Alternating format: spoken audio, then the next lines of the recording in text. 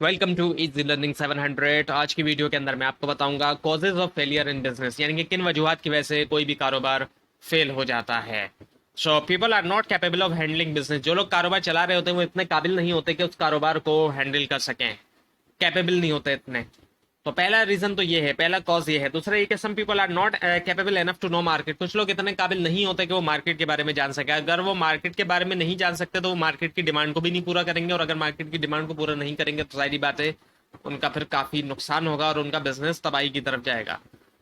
So people should try to learn the abilities to run the business. अब लोगों को जारी बात है एबिलिटी को सीखना चाहिए जिसके जरिए कारोबार को चलाया जाता है। And people do not have experience required for a business. हर कारोबार को चलाने के लिए थोड़ा बहुत रिलेवेंट एक्सपीरियंस रिक्वायर्ड होता है। लोगों के पास जो रिलेवेंट एक्सपीरियंस है अगर वो ना हो तो ऐसे सिचुएशन में भी कारोबार जो है वो तबाह हो सकता है। फॉर एग्जाम्पल जैसे रेस्टोरेंट का बिजनेस है। अब रेस्टोरेंट एक काफी प्रॉफिटेबल बिजनेस है, लेकिन इसको चलाने के लिए रेस्टोरेंट का एक्सपीरियंस थोड़ा बहुत तो होना चाहिए। तो जिन लोगों के पास इस तरह का कोई एक्सपीरियंस नहीं होता तो उनका बिजनेस जो है वो फेल हो जाता है। इसके अलावा we need to have control over. अब कुछ चीजें ऐसी हैं जिनके ऊपर कंट्रोल होना चाहिए।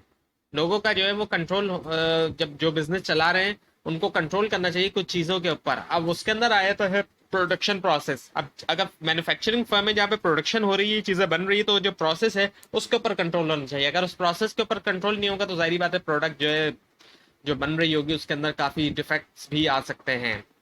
कॉस्ट का ऊपर कंट्रोल होना चाहिए। जो प्रोडक्शन की कॉस्ट है उसको कंट्रोल करना चाहिए, वो कम से कम होनी चाहिए। और अगर ट्रेडिंग बिजनेस है तो जो सामान खरीदा जा रहा है उसकी कॉस्ट जो है कम से कम होनी चाहिए, ताकि फिर अगर कॉस्ट कम होगी तो ही आगे उसको बेचा जा सकता है और ज्यादा से ज्यादा मुनाफा भी उस पर अर्न किया जा सकता है। लेकिन अगर ज्यादा महंगी प्रोडक्ट खरीदी जाएगी या बनवाई जाएगी तो ऐसे सिचुएशन के अंदर उसको आगे बेचना भी मुश्किल हो सकता है और फिर प्रॉफिट भी उस पर बहुत कम होगा।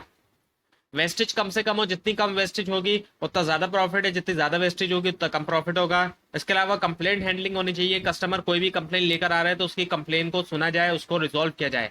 जो बिजनेस कस्टमर की कंप्लेन का ख्याल नहीं रखते हैं वो तबाह हो जाते हैं, क्योंकि जाहिर बात है एक कस्टमर का अगर बैड एक्सपीरियंस है तो वो 10 लोगों को बताएगा, और 10 लोगों का बैड एक्सपीरियंस है तो वो 100 लोगों को बताएंगे। इसके अलावा आज के दौर में सोशल मीडिया भी एक काफी पावरफुल टूल है कस्टमर के लिए। सो कस्टमर इस तरह काफी हद तक कंपनी का जारी बात है एक नाम जो है वो खराब हो सकता है अगर उसका बैड एक्सपीरियंस है।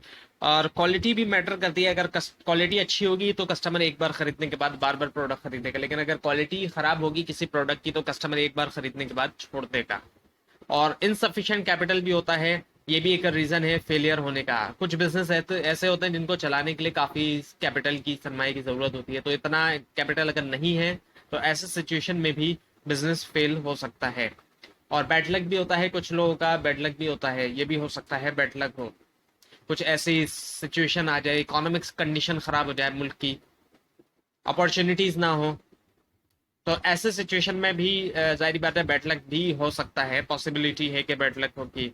इसके अलावा नेचुरल डिजास्टर, यहाँ पे नेशनल डिजास्टर लिखा हुआ है। नेचुरल डिजास्टर जो कुदरती आफत वगैरह होती है जैसे कि अर्थक्वेक है या बहुत ज्यादा रेन हो जाना, तो इन तमाम चीजों से भी बिजनेस के ऊपर काफी फर्क पड़ता है और बिजनेस इससे भी फेल हो सकता है। तो ये थी आज की वीडियो जिसके अंदर मैंने आपको causes of failure in business बताया। आपको अगर कोई क्वेश्चन हो नीचे कमेंट कीजिए, और इस तरह की मजीद वीडियोस के लिए इस चैनल को सब्सक्राइब कीजिए, बेल आइकन के ऊपर क्लिक कीजिए। Thanks for watching this video.